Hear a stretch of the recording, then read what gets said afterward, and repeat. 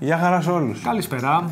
Λοιπόν, συνήθως δεν παρουσιάζουμε προϊόντα σε αυτό εδώ το κανάλι, αλλά θέλω να σας μιλήσω σήμερα, κατά την άποψή μου, για έναν από τους καλύτερους 85mm φακούς.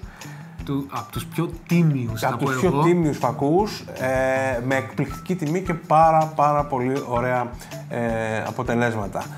Το μεγαλύτερο του προσώπου είναι ότι είναι πάρα πολύ καλή η τιμή του. Και πολύ καλή ποιότητα για αυτή την τιμή. Ακριβώς. Πρόκειται για αυτόν εδώ τον 85, 1,8 autofocus της Canon. Μπορεί να χρησιμοποιηθεί και σε RF σπήρωμα με τον αντάπτορα, αλλά μπορεί να χρησιμοποιηθεί κλασικά και στο EF, το παλιότερο σπήρωμα χωρίς αντάπτορα. Μπορείτε να το βρείτε μεταχειρισμένο στο Marketplace από 200 έως 300 ευρώ. Τσάμπα.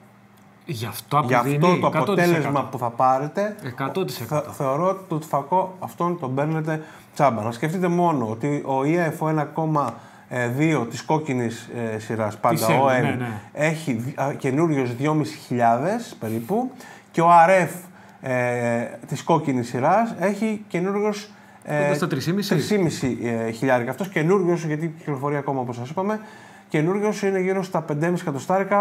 Αυτή τη στιγμή η τιμή στην αγορά του είναι εγώ ξέρω τι έγινε. 4,5 εκατοστάρικα. Και επειδή παράλληλα με το φακό που παρουσιάζουμε βλέπουμε το Ισπανία, Γερμανία στο Euro, μην μας παρεξηγήσετε, έβαλε γκολ η Ισπανία, βίβα Ισπάνια, και συνεχίζουμε με την παρουσίαση του φακού. Εάν ξεκινάτε τώρα τη φωτογραφία, για σένα, εάν ξεκινάτε τώρα τη φωτογραφία και θέλετε τον πρώτο σας 85, είναι ο ιδανικότερος φακός που μπορείτε να αγοράσετε.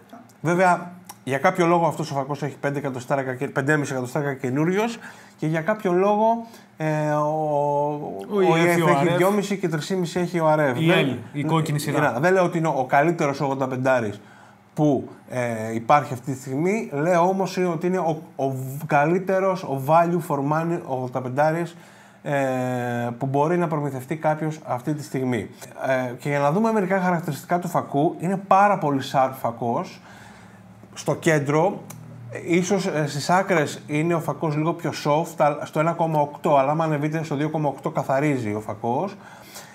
Ένα άλλο για κάποιους, ότι ο φακός παρουσιάζει chromatic aberration, το οποίο θα σας βάλουμε μια φωτογραφία για να δείτε τι είναι το chromatic aberration, το οποίο διορθώνεται αργότερα με ένα κλικ σε κάποιο πρόγραμμα επεξεργασίας, ή αν φύγετε πάλι από το 1,8 και ανεβείτε παραπάνω, επίσης και αυτό βελτιώνεται πάρα πολύ. Για μένα το μειονέκτημα που έχει ο φακός είναι ότι δεν είναι weather sealed, μεγάλη προσοχή δηλαδή, βροχές, θάλασσες κτλ. Σκόνη, άμμος, τέτοια πράγματα. Σκόνη, άμμος, πες τον προσέχεις, αλλά μην βραχεί ο φακός. Δεν δηλαδή να φωτογραφίσετε σε βροχές και τέτοια πράγματα. Η φακή ακριβότερη ασφαλώς είναι και weather sealed, αυτός δεν είναι.